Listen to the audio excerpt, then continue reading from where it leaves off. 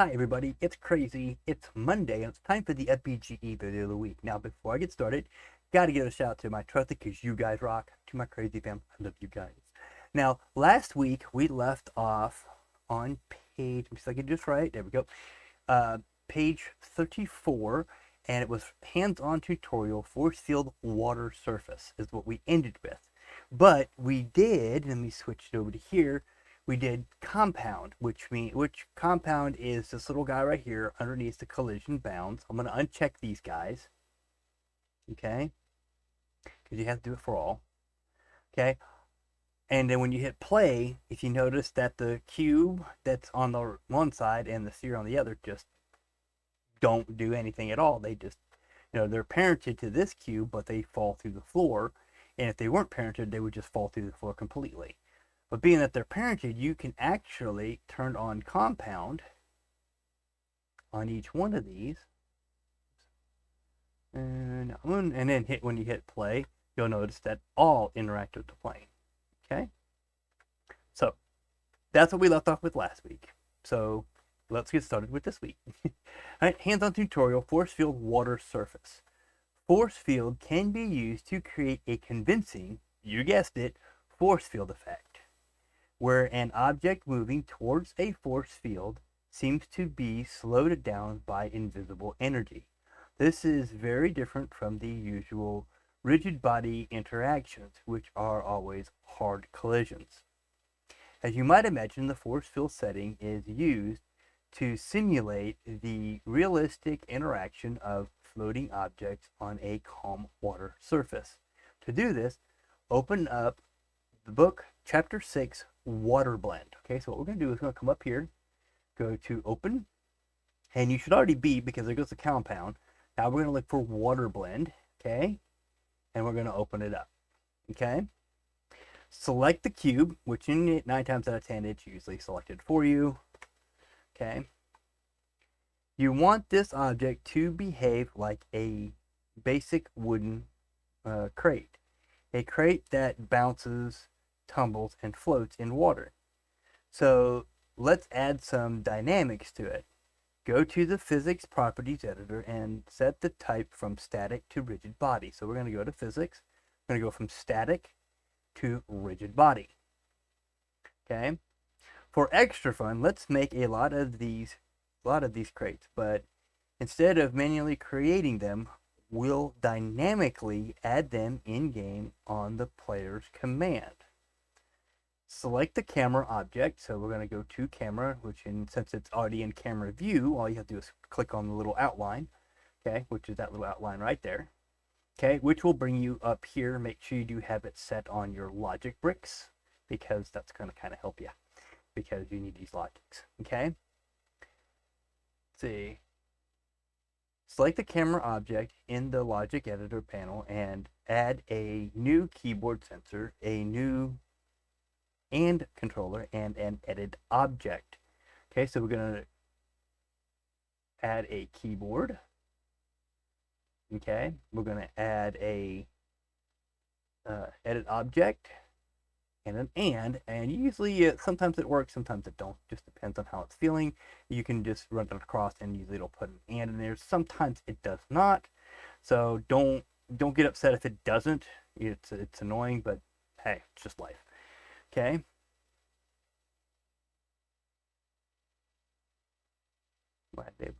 They used an object.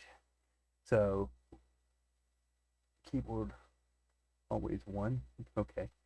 All right. So keyboard. We got keyboard setting here. We're going to use the key spacebar, and it's probably going to tell me that here and there, to make sure that the cube object gets instantiated. When you run the game, you need to hide the original cube object. To do this, simply move the cube to the second layer by pressing M and then 2. So what it's talking about is you're going to click on the cube, you're going to hit M, and you're going to move it right to number 2. You can hit 2, and it'll do the same thing. See, 2, 3, 4, 5, 2, 3, 1. Okay, so this is 1 all the way up to 10, and this is 11 all the way to 20. Okay. All right. So now you notice, oh my God, my cube is gone. Okay, so if you come over here for the time being and click that, your cube will be back. With only one layer selected, run the game now. Notice how the cubes all collide with the ground plane. But, see, it didn't say anything about using them always. It said keyboard. Okay. Alright, so anywho, we're going to go to this one real quick.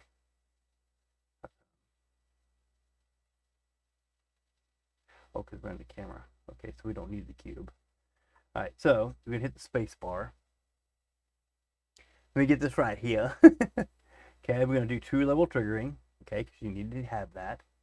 And then you're going to add the object cube. Okay. And worry about time 0. They say put it on negative 12z axis. So negative 12. And that's going to be the linear velocity. The angular velocity is going to be 3 on x, 2 on y, and 1 on z. 1. Okay. Alright, so it says to make sure the cube object gets instantaneous when you run the game, you need to have it on a hidden layer. With only layer 1 selected, so make sure you have layer 1 selected, not layer 1 and 2. Okay, run the game now. So you hit play.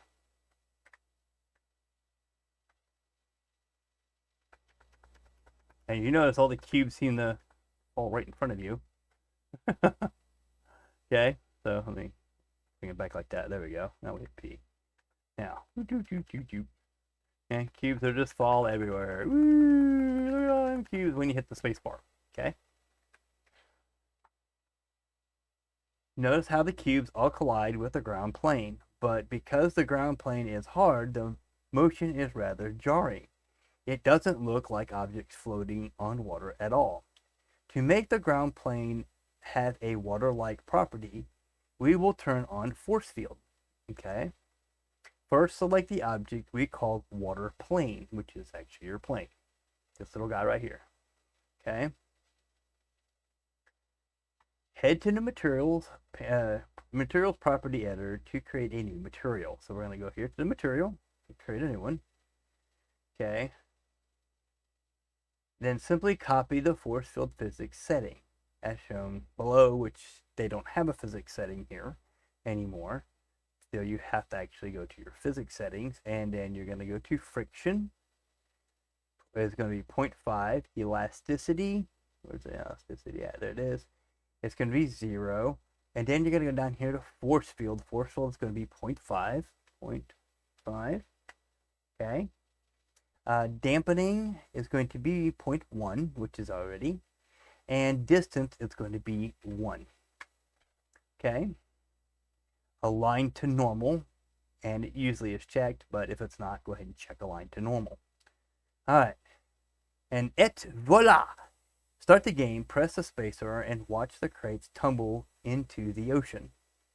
Okay, so we hit, go back over here, we hit play, hit space, and now, bloop, bloop, now it looks like it's falling in the water. Even though, see, now they're kind of bobbling like they would do on water, instead of harshly hitting the ground and bouncing all over the place. See, they just kind of float around.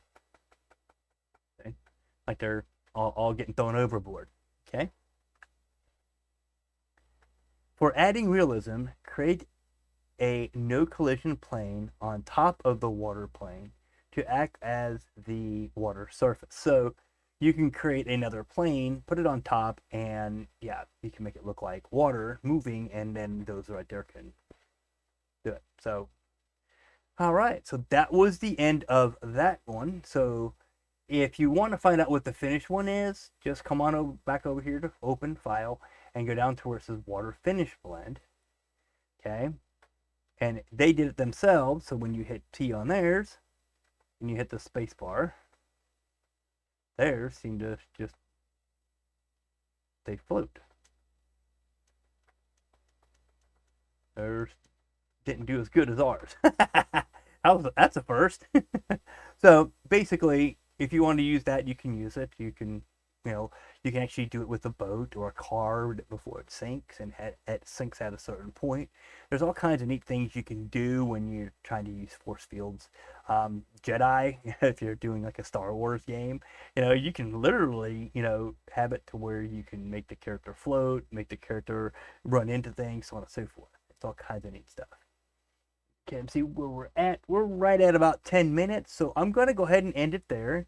Okay, we went one good page. We're leaving off with constraints. We'll do that next week. And let me see here. Let me switch.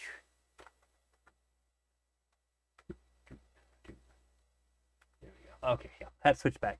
So we're ending on page 35. Constraints is what we'll have for next week. And we'll have some fun with that. Play with this water one and force fields, because water and force fields really they coincide very much. So play around with it, get the idea of it, understand what it's doing and how it's doing it, and let me know what you come up with. Till next week.